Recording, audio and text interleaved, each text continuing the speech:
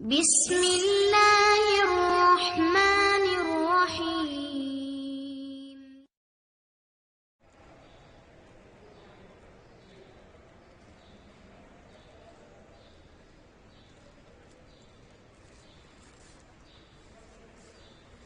عن ابي هريره رضي الله تعالى عنه قال قال رسول الله صلى الله تعالى عليه وسلم في الحديث ثلاثة لا ترد دعوتهم الامام العادل والصائم حين يفطر ودعوة المظلوم رواہ الترمذی.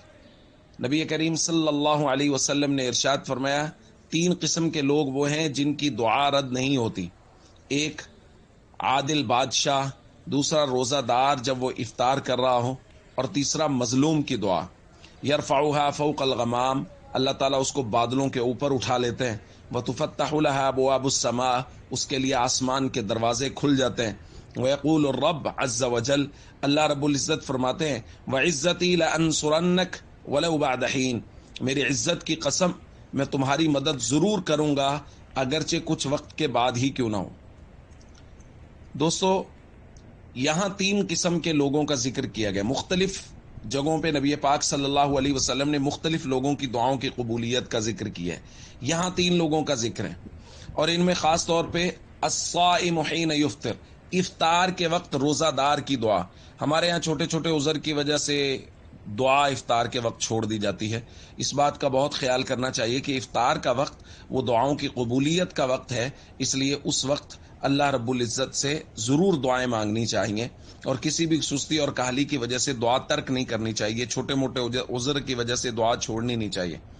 اسی طرح مظلوم کی دعا، ہمارے یہاں یہ ہوتا ہے کہ بسا اوقات ہم دعا مانگ رہے ہوتے ہیں، یا کوئی بھی مظلوم وہ دعا مانگ رہا ہوتا ہے، لیکن لگ یہ رہا ہوتا ہے کہ دعا قبول نہیں ہو رہی. یاد رکھیے، اللہ رب العزت نے ہمیں پیدا کیا ہے، اللہ ہمارے حال کو ہم سے زیادہ بہتر جانتے ہیں. اس لیے وہ جانتے ہیں کہ کس وقت کس چیز کا دینا میرے بندے کے لائق ہے، کس وقت اس کو یہ چیز دینی ہے اور کس وقت نہیں دینی. اس لیے جو ہم یہ سمجھ رہے ہیں کہ یہ دعا قبول نہیں ہو رہی، اللہ رب العزت کے ہاں اس کا صحیح اور مناسب وقت ہوتا ہے جب وہ اللہ رب العزت ہمیں دینا چاہتے ہیں. اس لیے آخر میں حضور نے فرمایا، وعزتی لانصرنک ولو بعد حین، میری عزت کی قسم میں تمہاری مدد ضرور کروں گا چاہے مصلحت کی وجہ سے کچھ تاخیر ہو جائے.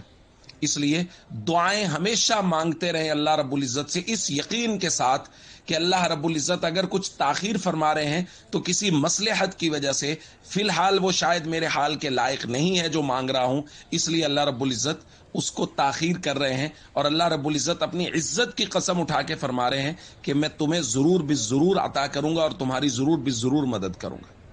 السلام علیکم ورحمۃ اللہ وبرکاتہ.